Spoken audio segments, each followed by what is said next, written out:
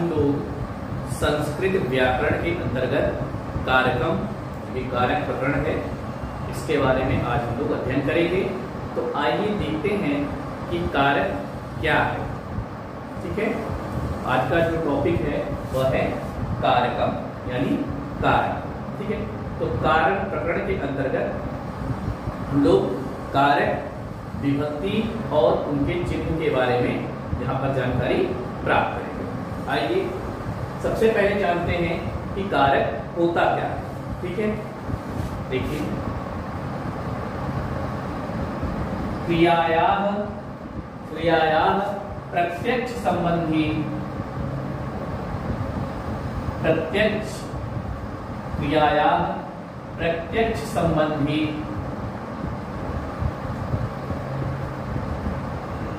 क्रियायाः प्रत्यक्ष संबंधी कारकम भवति। कारकम भवति अर्थात क्रिया का, अर्थात संज्ञा या सर्वनाम का क्रिया का सीधा संबंध, जिस रूप से क्रिया का संबंध हो उसे कारक कहते हैं।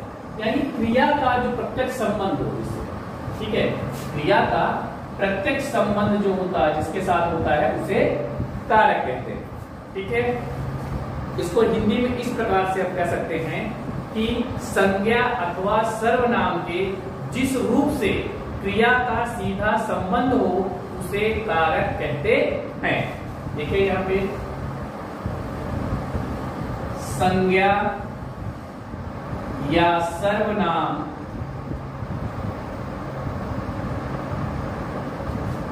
संज्ञा या सर्वनाम के जिस रूप से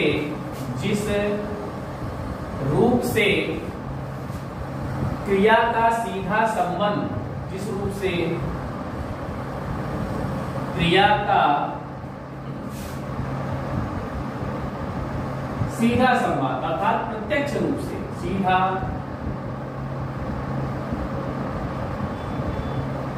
सीधा संबंध हो उसे कारक कहते हैं। तो उसे कारक कहते हैं। ठीक है, क्या है? क्रिया या प्रत्यक्ष संबंधी कारकम भवति। तो संज्ञा या सर्वनाम के जिस रूप से क्रिया का सीधा संबंध हो उसे कारक कहते हैं। प्यारे बच्चों, आप लोगों ने हिंदी में भी कारक पढ़ा होगा। तो हिंदी में हम लोग कारक की जो संख्या पढ़ते हैं 7 कारक और एक संबोधन कुल मिला के 8 पढ़ते हैं। लेकिन संस्कृत में जो मूल कारक बताए गए हैं वह केवल 6 कारक बताए गए हैं। मूलतः षट कारकाम भवनति। ठीक है, तो मूल रूप से संस्कृत में 6 कारक होते हैं। जैसे एक श्लोक है इसके लिए,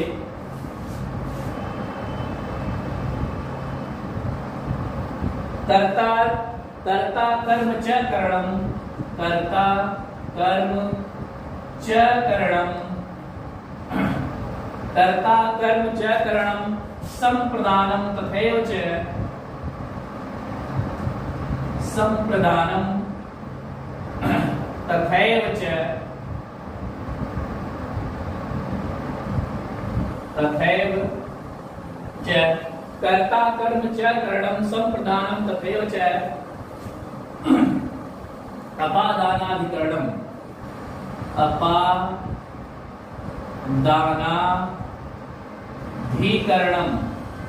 अनाधिकरणम, अपादानाधिकरणम इत्यादि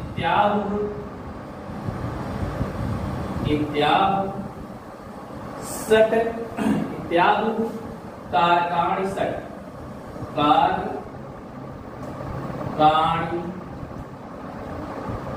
षट। ठीक है, क्या है? इस श्लोक के माध्यम से समझिए, कर्ता कर्म च करणम संप्रदानम तथैव च, अपादानाधिकरणम इत्याहु कारकाणि षट्, अर्थात कर्ता कारक, कर्म कारक, करण कारक, संप्रदान कारक और अपादान अधिकरण इत्यादि 6 कारक हैं। ठीक है, तो यहाँ पर हम लोग केवल 6 कारक ही हैं। पढ़ना आपको 8 कारक होंगे, लेकिन जो मूल रूप से अगर संख्या बताई जाती है उसमें आप केवल 6 कारक कहेंगे। पहला जो है कर्ता कारक और जो संबोधन कारक है, उन दोनों की गिनती नहीं, हाँ, यहाँ पर आपका संबंध कारक और संबोधन कारक, इन दोनों की गिनती यहाँ पर हम लोग नहीं करते। ठीक है, किसकी किसकी गिनती करेंगे? कर्ता, कर्म, करण, संप्रदान, अपादान और अधिकरण कारक। ठीक है, इसके अंतर्गत हम लोग संबंध कारक और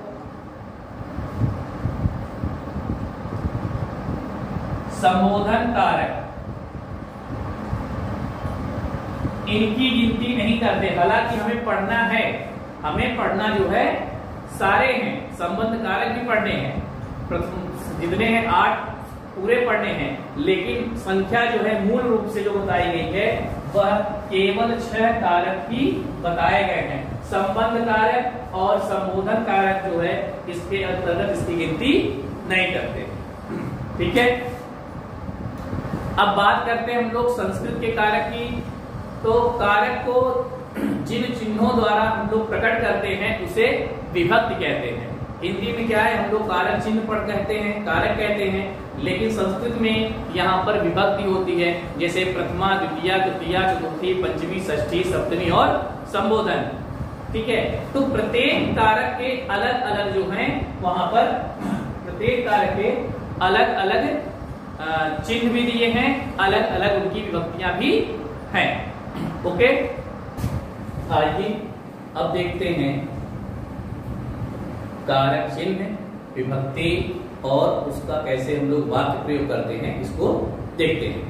सबसे पहले हम बात करते हैं, यहाँ पे देखिए 4 पॉइंट लिखा हुआ है, विभक्ति, कारकम, चिन्ह या जो परसर्ग होता है और वाक्य प्रयोग। ठीक है, चिन्ह को हम लोग परसर्ग भी कहते हैं, इसका नाम भी आप जानिए। ठीक है, और वाक्य प्रयोग। ठीक, सबसे पहले हम बात करते हैं प्रथमा विभक्ति की। तो प्रथमा विभक्ति जिसे हम कर्ता कारक कहते हैं, इसका चिन्ह होता है ने और वाक्य प्रयोग हम कर सकते हैं राम ने खाना खाया। तो यहाँ पर देखिए ने जो चिन्ह आया है उससे पता लग रहा है कि राम जो है वह कर्ता कारक है। क्लियर? दूसरी बात, हाँ, फिर है द्वितीय विभक्ति, इसे कर्म कारक कहते हैं और इसका जो चिन्ह होता है वह होता है को। यहाँ पर देखिए जो वाक्य प्रयोग, माता ने पुत्र को दूध दिया। ठीक, पुत्र को दूध दिया, तो को जो है वह क्या है? कर्म कारक, जिसमें द्वितीय विभक्ति का प्रयोग हुआ है। फिर है तृतीय विभक्ति करण कारक, कारक का नाम करण कारक है, इसका चिन्ह या परसर्ग होता है वह है से, द्वारा, यानी किसी के द्वारा अगर कोई कार्य होता है तो उसके लिए। ठीक है, जैसे वह कलम से लिखता है, यहाँ पर देखिए से आया है और से जो है क्या है? कोई माध्यम है, कलम से लिख रहा है यानी कलम के द्वारा लिख रहा है। क्लियर? फिर है चतुर्थी विभक्ति, जिसमें को हम लोग संप्रदान कारक कहते हैं, इसका चिन्ह होता है के लिए। एग्जाम्पल देखिएगा, मोहन के लिए पत्र है। ठीक, मोहन के लिए पत्र है, के लिए अगर चिन्ह आता है तो आप ये समझेंगे यहाँ पर चतुर्थी विभक्ति संप्रदान कारक है। इसी प्रकार से पंचमी विभक्ति, जिसे हम अपादान कारक कहते हैं, इसका भी चिन्ह होता है से, लेकिन अलग होने की दशा में। सॉरी, यहाँ पर से क्या है? अलग होने की दशा में है। करण कारक से क्या है? द्वारा कोई माध्यम है। ठीक, जैसे वृक्ष से पत्ता गिरता है, यहाँ जो से है वह अलग होने की दशा में, वृक्ष से पत्ता गिरता है। उसी प्रकार से षष्ठी विभक्ति, जिसे हम संबंध कारक कहते हैं, इसका चिन्ह होता है का, ई, के, रा, री, रे। ठीक, और इसका वाक्य प्रयोग देखिए, वह मेरा घर है। ठीक, यहाँ पे रा आया है, वह मेरा घर है। ठीक, इस प्रकार से इसे हम कह सकते हैं। सप्तमी विभक्ति जिसे हम अधिकरण कारक कहते हैं, इसका जो चिन्ह यहाँ पर सर होगा में, पर। वाक्य प्रयोग देखिए, बंदर पेड़ पर बैठा है। यहाँ पर देखिए पर आया है, इसलिए अधिकरण कारक होगा। संबोधन, किसी को संबोधन करने के लिए जैसे मित्रों, देवियों, सज्जनों, माताओं, बहनों, भाइयों, बहनों। ठीक, इस प्रकार से किसी का संबोधन करने में या फिर किसी को बधाई देने के लिए, उत्साह के लिए, शोक के लिए हम संबोधन का प्रयोग करते हैं। इसमें चिन्ह होगा हे, अरे, वाह। ठीक, इस और जो संबोधन वाले चिन्ह होते हैं जैसे मित्रों, भाइयों, बहनों इत्यादि हम लोग इसमें रखते हैं। जैसे वाह कितना सुंदर चित्र है। ठीक, तो वाह वहां पर क्या है, विस्मयादिबोधक चिन्ह भी लगेगा। प्यारे बच्चों, आप लोगों ने यहाँ पर आज देखा कारक प्रकरण और कारक के अंतर्गत आप लोगों ने कारक क्या है उसको जाना। इसके अलावा कारक में विभक्ति कौन सी है और कौन से कारक का चिन्ह क्या है और उसका वाक्य प्रयोग कैसे करते हैं, यह सब आप लोगों ने आज पढ़ा। आज का जो आप लोगों का होमवर्क होगा वह होगा कारक की परिभाषा लिखनी है और उसके साथ जो है कारक चिन्ह और वाक्य प्रयोग जिस प्रकार से मैंने यहाँ पर लिखा है ठीक इसी प्रकार से आप लोग भी लिखेंगे। तो आज के लिए इतना ही, धन्यवाद।